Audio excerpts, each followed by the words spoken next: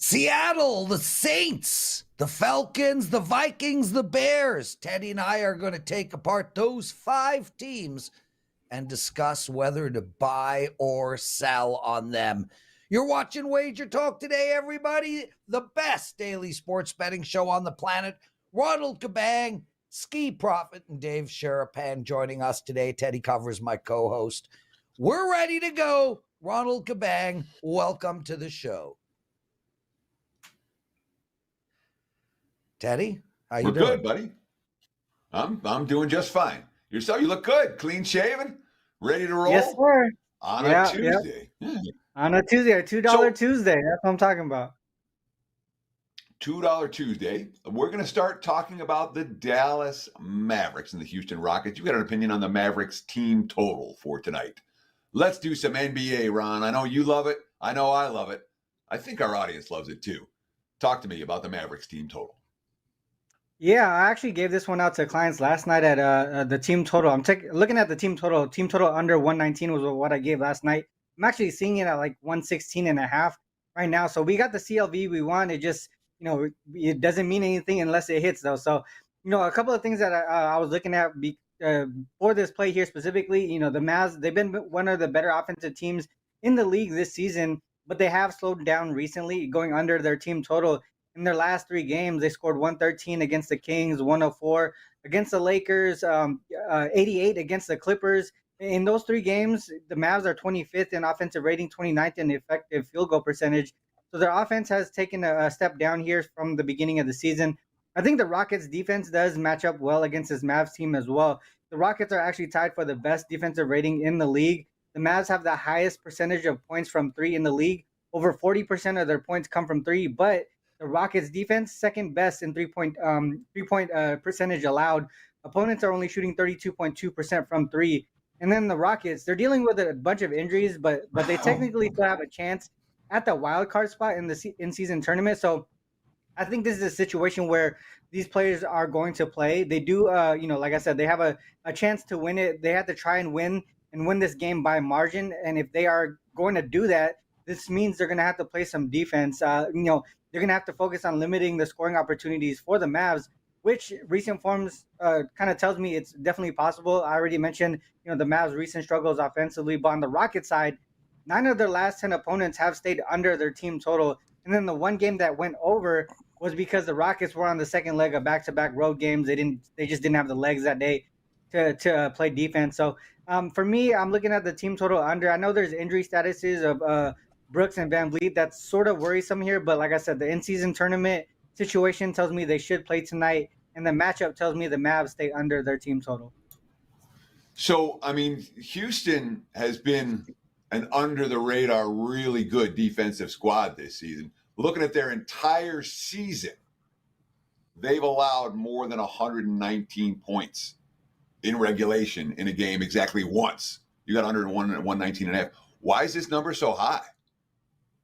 I think it has to do with, obviously the in-season tournament play, right? A lot of people don't really know the whole, they know the rule about winning by margin, right? They need the point differential and all that stuff. So a lot of the in-season tournament games have been going over because of that.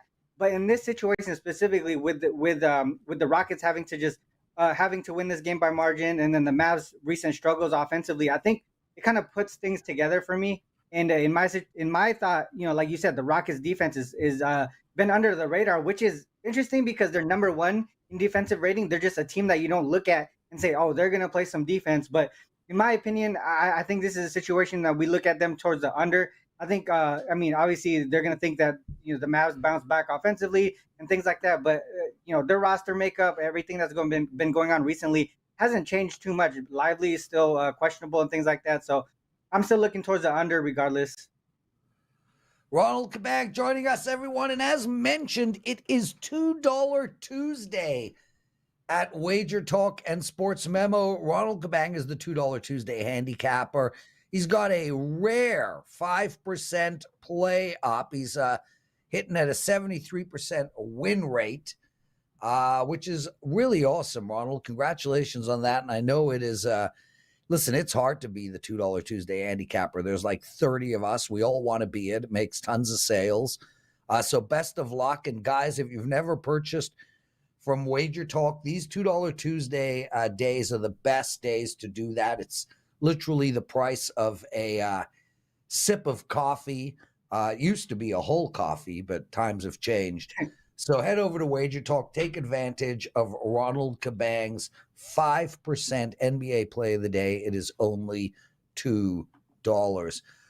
Ronald, you want to talk about the Warriors and the Kings? They're playing against each other tonight. You like the under in this game, 238.5. Tell us why. Yeah, I mean, yeah, I gave this one out to clients last night too, 238. So both of the plays that I'm talking about today, our client plays. And now we're seeing at 236.5. So again, we got the CLV we want. We just needed to hit. These two teams already played each other twice so far this season. Both games went under. Both games the Warriors won. I know the second matchup, the Kings didn't have De'Aaron Fox, and Fox is a huge offensive player for them. I mean, actually both sides of the ball, but it goes with their game flow and all that stuff. So that's the reason why that game flew under. But I think there are other reasons why this matchup specifically goes under. They've gone under in the last 4 matchups dating back to last season.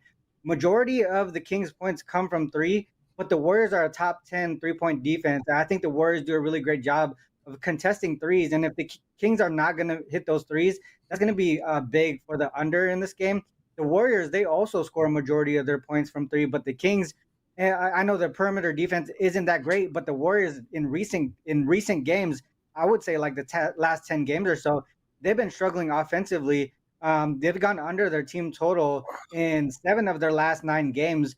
And one of those games went over because of OT. Then the other game went over because they were facing a tired team on the second leg of back-to-back games. And then 2 situations also says this game should go under as well. One, this is the first game home off a 6-game road trip for the Kings. So, and historically, this is a spot where home teams tend to struggle offensively. And that kind of holds true in recent years too. Even if you look at last year, in this specific situation, teams in that spot, 8-3 to their team total under. And then in the second situation is the in-season tournament standings. The Kings just need a win to lock up the group, and they don't need to focus on winning by margin or anything like that. So I can see their Kings relying on defense tonight, especially if their offense doesn't hold up.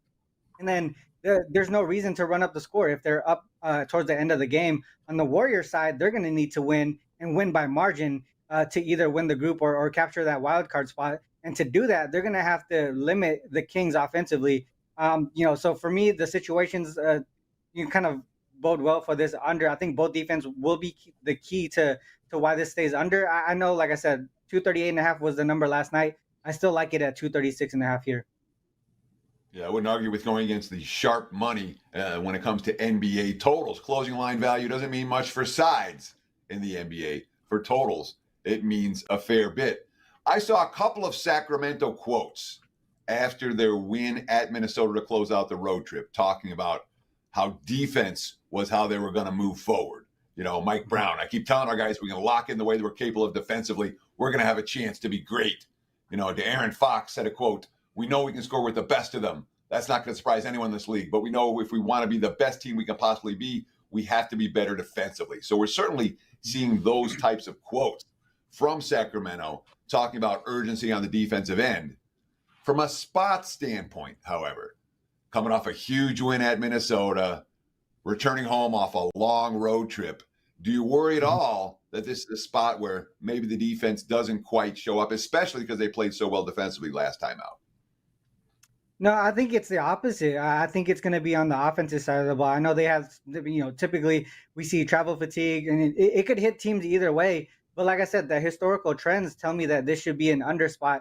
I think if you go back even further, I know I mentioned last year's numbers of offensive teams going 8-3 to their team total under. If you go back the history of the Killer Sports database, it's one of the databases that I use. I know Ralph Michaels used it as well. It goes back to before the 2000s, and just from a big picture perspective, it was 47% to the under, and then also 45% fade. So that tells me that the team that's at home coming off of that big long road trip, they're going to struggle on the offensive side of the ball. It might be the case where they struggle defensively, but like I said, the current form of the Warriors, they've been struggling on their side of the ball too. And in this type of game where you see it's, to me, it would be like a sort of like a playoff atmosphere type game. And you talked about the quote, on the Kings side, they want to focus on the defensive side of the ball. If you look at the teams like the Kings and the Pacers who have been doing well, they play, their offense is all, one of the best in the league. They're not going to win the playoffs. They're not going to win the championship without playing defense. And that's one thing that they got to focus. And I mean, it's a good thing that they're bringing it up now. Ronald Cabang joining us. He's the $2 Tuesday handicapper. Ron, is there anything else you'd like to promote? Yeah, I got a birthday package thingy coming up too. My birthday on Thursday, the 30th. They also have a package that's like, I think it's like $39 for a 7-day all access pass. So grab the $2 Tuesday play today. And then after that, get that birthday package. That's $39 for the next 7 days. All access as well. We coming off a big win in the NHL yesterday. College basketball hitting over 65% to start the season. So a lot of things going well right now. Not only the NBA. So all access pass is usually the best way to go. Wonderful stuff, Ronald Cabang, everyone. Guys, so much show left. We've got Skee Profits joining us as our second guest. And then Dave Sharapan at the end of the show. We have Marketplace coming up, Teddy's Big Game Breakdown. And right now, the second, we have What Did Bettors Learn? So I talked about it a little bit. I think it was on yesterday's show, but I can't remember if it was here or on the opening line report. But this past weekend was a weekend for me where life happened. Sometimes life's going to happen. My mom had shortness of breath on Saturday. I didn't get a minute's worth of work done from about midway through the 12:30 games. I got to enjoy Michigan win, but that was about it for the rest of the day. And then Sunday night, my wife's projectile vomiting. Something's really wrong. I still got my niece in the house, her 2 kids. I had a 2-month-old, clear distractions. So there's 2 points I want to make today. Number one, life's going to happen sometimes. When life happens, don't worry about sports betting for a night or two, as long as you need to. Sports betting is super important to me, obviously, but it's not more important than my family's health and all that sort of thing. And I had a bunch of people sign up for my Turkey Day 7-day special last week. I didn't get my NFL write-ups done. I didn't get NBA done for Sunday. That sucked. I felt awful, but occasionally that's going to happen. You can't beat yourself up over it. Number 2, I talk about this every year around this time because it's important. I might talk about it again before the heart of bowl season. But in life, the stress ramps up during holiday season in December. Everybody's got more shit to do, more family commitments, more non-family commitments. The holidays are just a busy time. And if they're not, the holidays can be a sad time or a lonely time. During high stress, busy times, sometimes the gambling can get the better of you. I know it can because I lived it. Long time ago, bowl season of 95 into 96. The year where Lawrence Phillips in Nebraska ran wild over Spurrier and the Gators, where I lost my bankroll completely and I fell into debt and out of betting. Double or nothing national championship game, 1 first 2. The line was short. It was near pick'em, and it was over at halftime. I had the wrong side. I can laugh about it now. But that's when the stress of everything through the holidays, and now I'm not thinking rationally with my betting, and you end up betting a lot more than you should. I didn't need to watch the second half of that game. I've been doing this my entire adult life. Here's my holiday season advice. 1, breathe. 2, don't bet big on Christmas Day itself. The risk-reward ratio isn't good enough. 3, enjoy your family. And 4, maybe make a couple of bucks doing this stuff. Hopefully more than a couple. But unless you're a full-time professional bettor, that's our job. That's my job. This is not a time to be consumed at the expense of everything else. We're a company that sells sports picks, but we value long-term relationships far more than making a quick buck off of anybody. And that's why I tell you this. Don't go nuts. Be responsible. Have fun. Show love to those you love. And let's make some money. And yeah, after my family excitement over Thanksgiving, I worked my ass off all through Christmas and New Year's. Distractions went on the plane this morning. Miss them, love them, bye. Time to get to work. Lawrence? Well, I got a bunch. I got something to add to that, and then I want to talk about some other stuff. But I love what you said about Christmas, Teddy. And, the biggest thing is, and everybody who bets knows this, the lows are way lower than the highs. So you go bet on Christmas and you go 5-0, you're going to be slightly more happy than you would have if you hadn't have bet. If you go 0-5, you've ruined Christmas. So take that into account, because this shit affects our mood, our emotional state, our family time, and everything else. Teddy, listen, I want to talk about my 5% last night. It was on the New Orleans Pelicans first half.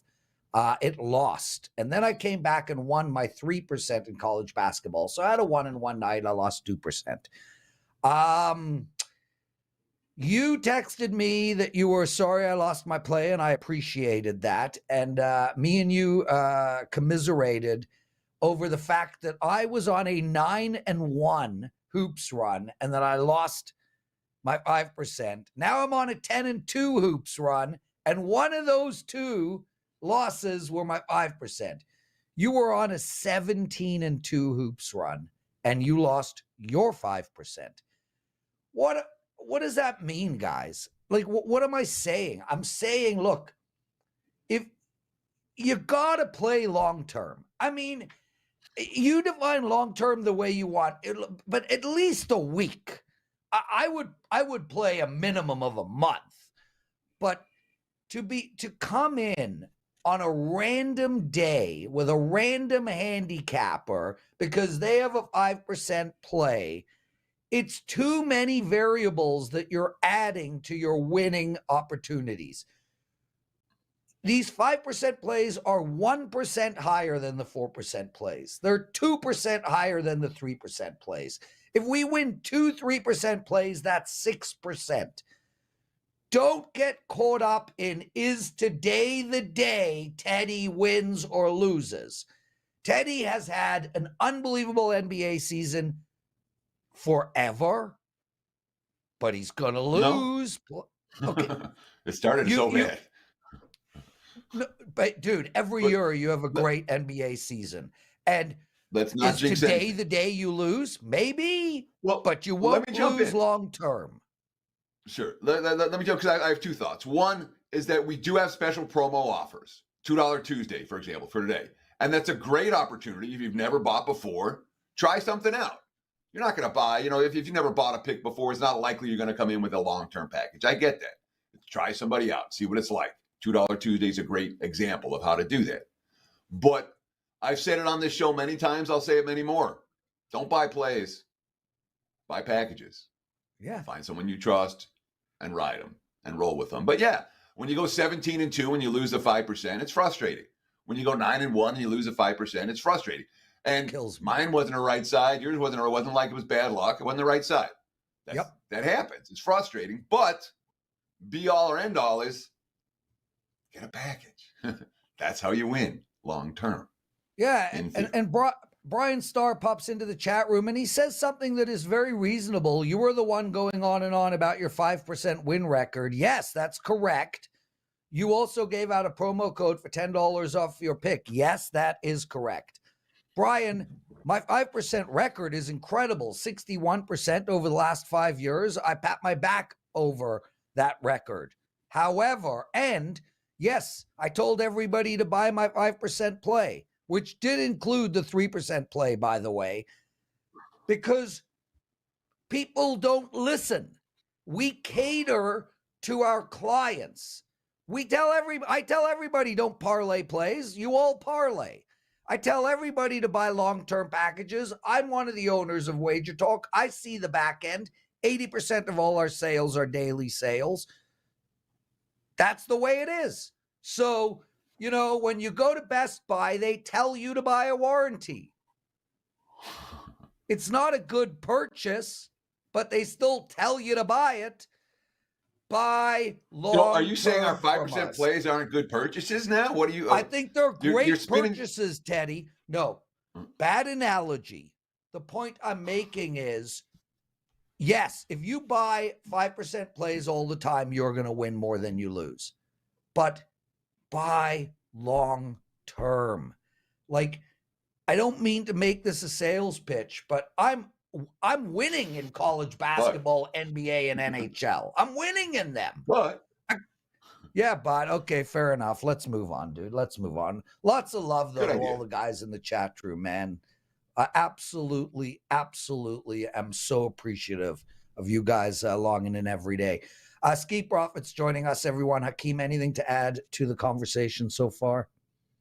Yeah, I liked a lot of what was said. I enjoyed the math class for one by you, Prez. And Oh, the 5 oh, minus 1 equals 4? yeah. Nice. And what Teddy was saying, maybe I should have maybe took Thanksgiving week off. NBA, I'm still up so far this season, probably like, a little bit under 8 units, but I was up a lot more than that before that Thanksgiving week. And just some good advice from Teddy, I thought, in that segment. And as far as the season, and everything as you said, as far as long term, I think that's very true. Everybody's gonna have a bad day. Everybody's gonna have a bad week. But as long as you do what you're supposed to do long term, that's all that matters. So I agree with everything that was said. There we go. We got to get into it, my brother. You've got a NHL bet to talk about. By the way, shout out to Andrew McGinnis. He has a 5% play up in NHL, and he did win his last one on Vancouver. So check that out. Skee, Tampa Bay, and Arizona. You like the over in this game. Makes a lot of sense to me. Vasilevsky is not playing. Just just some information that's crucial to this over. I love this bet. Tell us why you like it. Yeah, I'm sure you love it for a lot of different reasons than I do, and I'll be interested to hear some pushback from you, but or what you like as well in this game. But Vasilevsky out is a big deal. I'm gonna be straight up, simple. I've talked about this before on this show, and I continue to ride it. Teddy can sure appreciate riding a good streak. So, teams that go to Vegas and return home, 38-11 to the over, going all the way back to 2021. And it makes sense because athletes are human, right? They come to Vegas, they want to have a good time, they want to enjoy themselves while they're out here. And to make it make even more sense, this same trend that I'm talking about, when the team wins, they probably party harder. The trend increases to 17-3 to the over when they return home. And that's going to be Arizona tonight. Arizona is also 12-6 to the over with rest. You have 2 games so far for the Lightning on a back-to-back. Neither one of them stayed under. I think we get up and over the 6.5 goals for tonight. If it ain't broke, don't fix it. Yeah.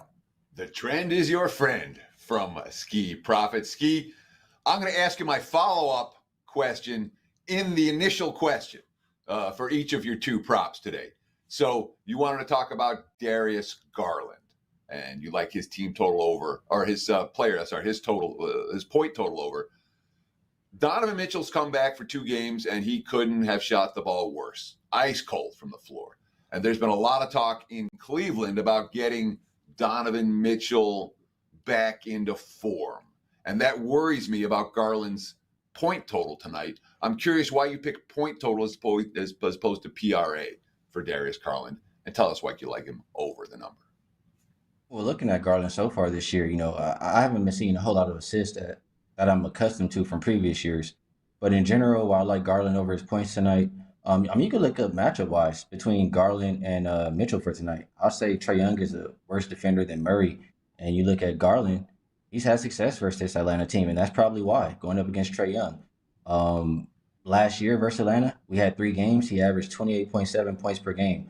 You look at what he's been doing lately. He's cleared this 19.5 points number 4 of the last 6 games. The 2 games that he did not, one, he left at halftime because he got hurt, and the other one, it was the second of a back-to-back after playing 43 minutes. So Darius Garland's been playing really well right now. You have a Hawks team who's the worst defensive rated team in the league the last 5 games. I think it's a situation, and you look at guards specifically versus Atlanta last 5 games, they're averaging 21.4 points per game, or at least the league guards. So I like this spot for Garland. It doesn't mean Mitchell can't score too. I just think Garland has a better opportunity tonight, and he's been consistent versus the Hawks. Skee, Teddy wants to talk about your Klay Thompson prop. So give it out. And Teddy, all you, bro. Well, I will. This one is very simple for me as far as Klay Thompson is concerned. We'll go over 15.5 points. And, when Steph Curry went out, I just feel like Klay was doing a little bit of forcing.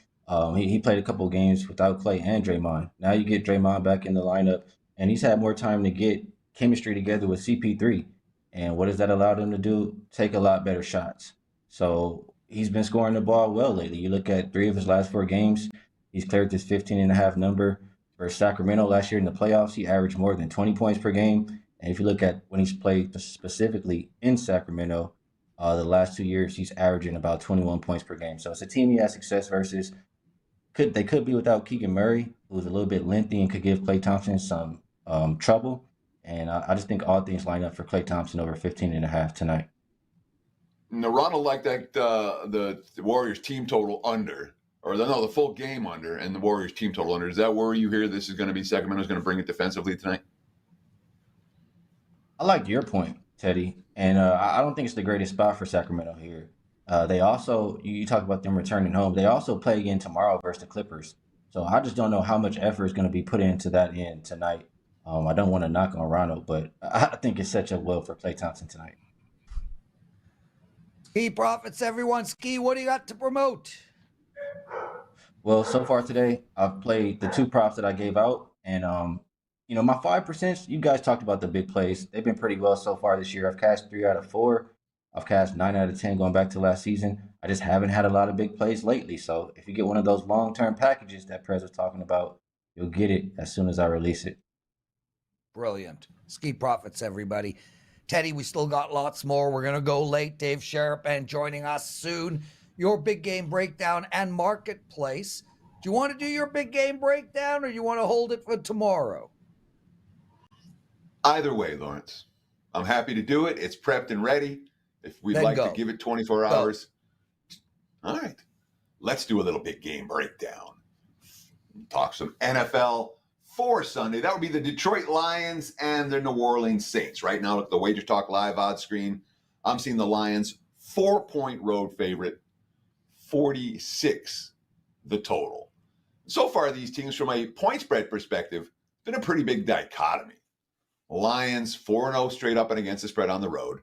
3-0 straight up and against the spread as road favorites. 2 of the wins coming by 2 touchdowns. The Saints at home, 0-4 against the spread. Their next point spread cover at home will be their first of the season. They've only won 2 of those games. They beat Tennessee and Chicago, neither by margin. Lost to Jacksonville and Tampa by more than a touchdown both times. So when we look at track records to date, advantage Detroit. We've got Detroit off a loss. Last 2 times off a loss. They've only been off a loss twice this season. Well, they beat the Falcons by 2 touchdowns. They beat the Raiders by a couple of scores. 2-0 straight up and against the spread. Positive for Detroit. Detroit, extra time to prepare. Remember, they played on Thursday. The Saints played on Sunday. Advantage Detroit. Look at some of the quotes. And when we look at the quotes between these 2 coaches, they're pretty different right now. Dan Campbell, I didn't have my guys ready to go. Bottom line, talking about the shoddy performance on Thanksgiving Day. Of course, there's been turnovers. Goff had 3 picks one game and then 3 fumbles the next. Campbell talking about the faked punt. It's a bad call. I shouldn't have done that to those guys. A coach taking responsibility and getting his team focused. I'm not so sure I'm getting that from Dennis Allen. Dennis Allen, we'll look at schematically what we can do better. Them winning, they're getting beat at the line of scrimmage. Derek Carr continues to make critical mistakes. And you look at that injury report for the Saints, a defense that's not getting the stops on the ground, an offense that's not scoring touchdown, and an injury report that is missing, that has them in danger of playing without the majority of their skill position talent this week. Yeah, if I'm playing, I'm laying. Lions or pass for this better. There's your big game breakdown, Prez. Back to you. Could not agree with you anymore, Teddy. Nicely done. Guys, we're going to do NFL Marketplace. Look, it's not black and white. It's not buy or sell. You can talk about, if this team is going to play to the over. So Teddy, anything you want, dude. Let's start with the Seattle Seahawks. Luke Wilson is on television in Canada. I don't think you guys get a chance to hear him. He does analysis on SportsCenter, and it is spectacular. He is world class. I think he'll ultimately have a job somewhere in ESPN soon. He thinks Seattle's going into Dallas and winning this game, and he thinks they're a buy team moving forward. I don't, Teddy. I think this is a sell team moving forward. I'm curious what your thoughts are. Well, the next 3 games are at Dallas, at Yeah. San Fran, at home versus Philly. We like Geno Smith against weak defenses. We don't like Geno Smith against good defenses. He's facing good defenses each of the next 3 weeks. So that would be a sell, not a buy for me for Seattle. Yeah, we're on the same page. New Orleans, you were talking about them already. Great signing, that Derek Carr. Really outstanding work. I'm more curious who you think is going to win this division when all's said and done, because we've got New Orleans and Atlanta to discuss. And I'll talk to you about both at the same time. Sell, sell, sell. These are bad football teams. I think Atlanta loses outright to New York on Sunday. What do you think about Atlanta and New Orleans, and who do you think will ultimately win this division? Atlanta's winning the division. Atlanta's a bye team. Atlanta's got a boatload of talent on both sides of the football. They have a quarterback who's making mistakes, but who was able to overcome those mistakes last week. Atlanta's the best team in the division. And if you're going to buy one team to win the NFC South right now, that would be Atlanta. New Orleans is a mess right now. Yeah. And Derek Carr's been telling us it's been a mess. You know, when you look back at some of the quotes from September and October, I'm disappointed I haven't bet against New Orleans more.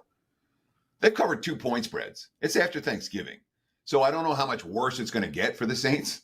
You know, when you covered 2-point spreads and it's all year and it's after Thanksgiving, the time is probably the best time to fade New Orleans is probably come and gone already, but I'm not buying that team. They're a sell only for me.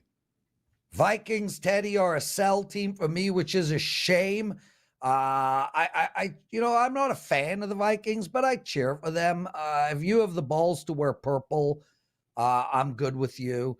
Josh Dobbs' experiment seems to be over. I don't think this team is going anywhere. With that said, hey, there's a lot of mediocre teams vying for playoffs right now. Are the Vikings a buy or sell team for you?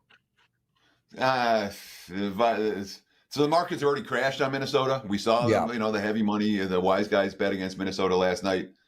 I don't look at them as a team that's priced incorrectly right now. They're a mediocre or worse football team, and I got my teeth kicked in a couple times in a row betting against Minnesota. So I'm willing to give them a little bit more of the benefit of the doubt because I got my teeth kicked in betting against them. Teddy, we spoke yesterday about Justin Fields. I told you he's not a quarterback. He proved me correct again last night. Yet I'm a buy on the Chicago Bears, and I'm impressed with their defense right now. I think they're the number one defense in stopping the run, and that really screwed up Minnesota last night. It couldn't get any play action passes going. I think the Chicago Bears are a buy team moving forward. You? So Justin Fields did make your point fairly well last night. That said, game on the line, fourth quarter, who's making plays to win the game? Justin Fields is making plays to win the game.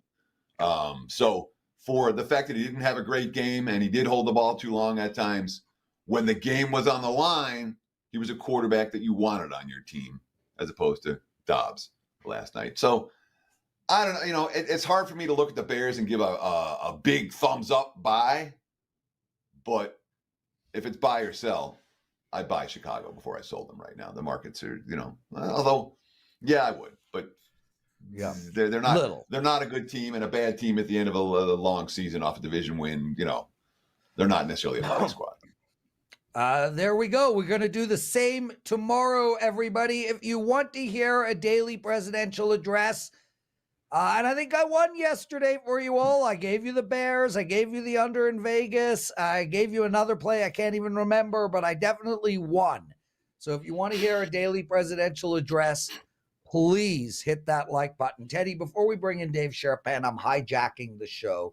My daughter started a new business, and I'm so proud of her. She's 22 years old. The business is thegametowel.com. There it is. It is a beach towel that comes with chess pieces. You turn those pieces over, and they're checker pieces. There's a pocket for the pieces and all your jewelry and phones built into the towel, and it comes with a pillow for you guys. I have a promo code to give out, Teddy. First 20. You guys get 20% off if you want to purchase that towel I think it is an exceptional product. I absolutely freaking love it. I couldn't be prouder. TheGameTell.com. Please check it out. Use the promo code FIRST20 if you want to buy one. I don't normally talk about other businesses, but it is my daughter, and she comes first. Dave Sharapan joining us, everyone. Anything to add so far, brother? Wow. Great to see both of you. No, I don't want any drama. I have my own towel. I brought a terrible towel because I hope the buy is on the Steelers. Okay. And it's crazy that you know, congratulations to your daughter. The other towel, it's a white towel, but I got to wave the white flag after the books got annihilated again this weekend. It was really bad. So I was just going to come and let you guys know how that went, but great to see you. Yeah. So how bad was it, Dave? I mean, I've heard reports that it was one of the worst weekends of the last decade. I mean, was it really that ugly for the books when the favorites? I mean, the favorites went 12-4. You know, at least the Lions killed the parlays on Thanksgiving Day, so it wasn't that bad then. And then the Vikings lost on Monday night, so it wasn't bad then. So the openers and closers didn't leave all the parlays live. How bad was it for the books in Las Vegas? Bad. The guys that I talked to said it was one of the worst days, single days, NFL. But if the Lions would have won, Teddy, it would have been over. When it would have been one of those ones, it would have been a wrap. I mean, you'd have been sitting there on Sunday going, geez, we're really in trouble here. But yeah, it's another day. You know, you're going to have losing days. That was really bad losing day. But sometimes the favorites win. Sometimes they cover. They all did. The games the games go over. And then last night, another primetime under. Sunday night, another primetime under. You get a break by Zay Flowers. He's supposed to go down for Baltimore. He doesn't. He gets to the end zone. And our guy, Kevin. Don't talk about that. What? Like, really? Grandma, what? Come up here and stab me in my heart again? I'm just getting over that bloody loss. I didn't know. But my guy, Kevin, the Baltimore Ravens fan that I know that's booking trips to go back and watch them play the Steelers at the end of the season, he said to make sure that it's Flex Tuesday, so we're just doing that. And it's one of those weeks. I mean, Thanksgiving week is always one of those weeks, but not Dave, like that. Before Teddy takes over this entire segment, you got on the show. Firstly, you had props. Way to go. I'm missing your mustache. But you mentioned a buy on Pittsburgh. Are you seriously a buy on Pittsburgh right now? Like, do you see their next legit? couple games? You see their next couple games? Yeah, I don't care playing who they at home play. against Arizona this week. They're playing the following Thursday at home against the Patriots. Okay. They're probably going to win. This is a betting show, not whether they're going to win or lose games, Dave. Well, no, they're going to win. What are you buying on them to win the Super Bowl? No, buy or sell against the line, Dave. Against the line, bro. Yeah, against the line. They're not going to beat Arizona this week. Are they going to cover? You guys are the experts. I would think so, but I don't know. This is a betting show. I want to give the right advice. I got my terrible towel. I got my hat. I got my jacket. I'm not taking minus 5.5 with a team that can't score 3 points. Teddy, did you see the offense? Did you see the offense? 16 whole points. Way to go, Pittsburgh. 420 something yards. Oh, great. That's like a guy who got 700 women's phone numbers and went home to his hand. It's nothing like that. Teddy, that's actually a good analogy. No, I thought that one worked. Yeah. So what do you make of Pittsburgh getting all the yards but not actually putting points on the board to show for it? This hand or this hand? Which hand are you talking about, Prez? Jeez, oh man. This is one of those things that you see it. West Coast team goes east, plays outside. Dome team plays outside against a cold team. Every sharp rhombus, parallelogram, they'll all be on the Cardinals. Good luck. They keep betting against the Steelers. It hasn't worked out very well. So that's all. What else are you seeing in the one NFL? Of those ones that'll be on it.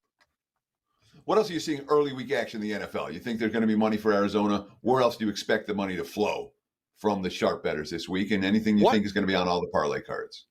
What happened on the Dallas game? That was a gigantic move from all the initial numbers. That shot up. I don't know. That's the only thing that I've heard. It's been one of those weeks where a lot of people like that I know, they're quiet. They don't want to talk. That they didn't have good weeks. Taking leads wasn't a good thing. Having closing line value wasn't a good thing. This is one of those weeks I'll wait for them to call me. So I haven't bothered anybody with anything yet. San Francisco and Philadelphia is obviously the biggest game of the week.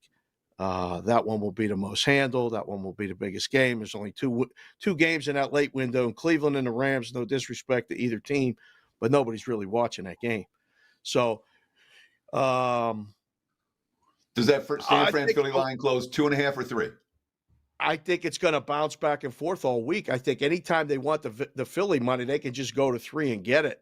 But I think they're going to sit 2.5. Philly being a dog at home with only having one loss of the season makes no sense to a lot of people, but it makes perfect sense to guys like us because all it is just a power rating, and this is a neutral game. It makes perfect sense that San Francisco is favored. They're going to have to go in there and play it and take it away from them. I mean, Philly keeps getting calls. Philly keeps getting wins. Philly is that team that just won't go away at the top. And I've seen it, in years like this, when a team is that much results-wise better than others, you like to bet against them.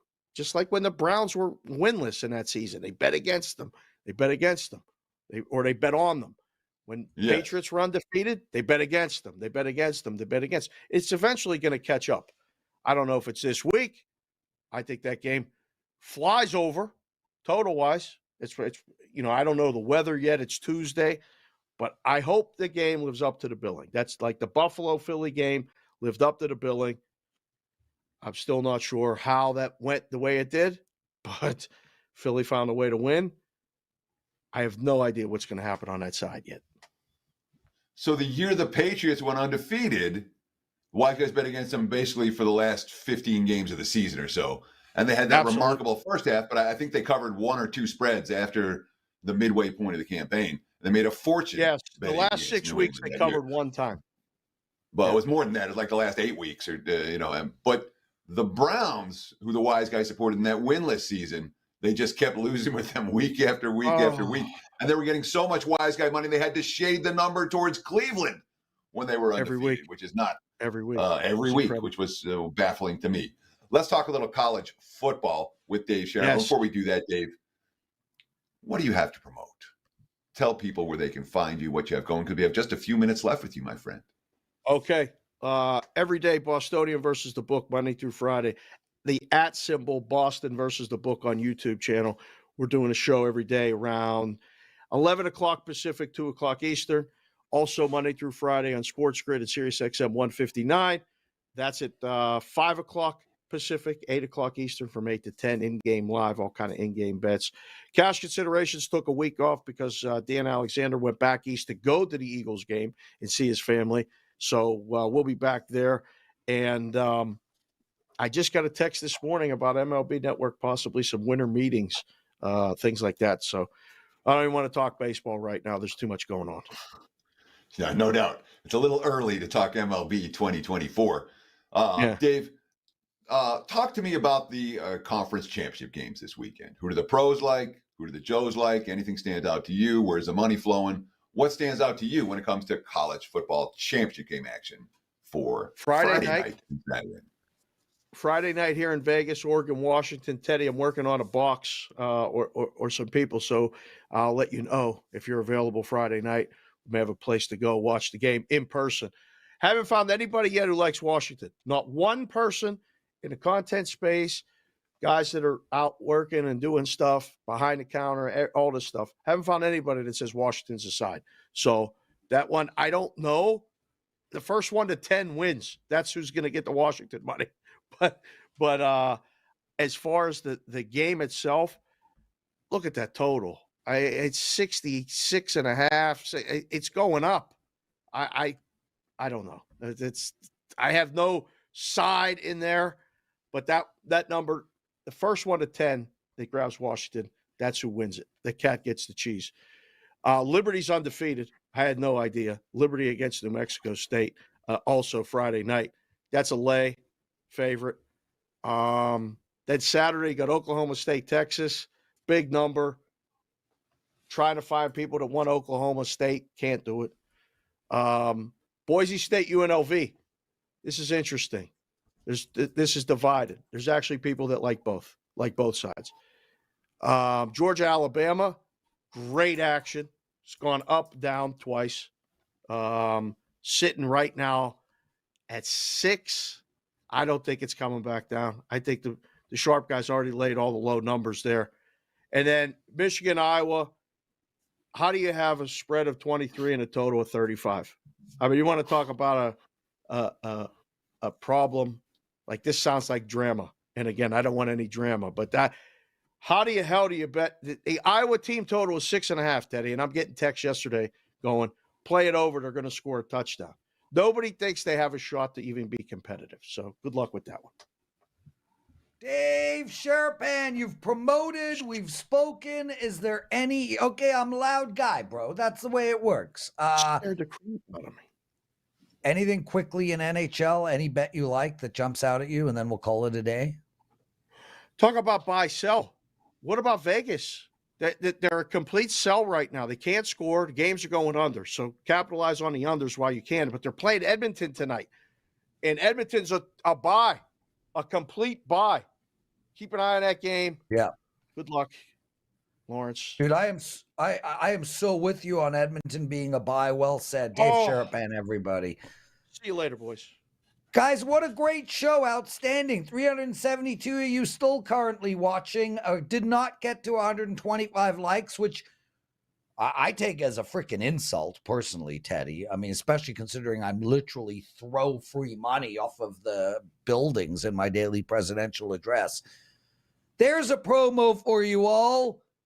Great show. See you tomorrow. Teddy covers. Take us home. Enjoy the games and best of luck with all your wagers. Take advantage. New customers get 15% off their first purchase. Anything in their cart. No cap, no limit, nothing long term. The discount is automatic. No coupon code needed. Take advantage at WagerTalk.com. Enjoy the games. Best of luck. Lawrence and I will see you guys mañana.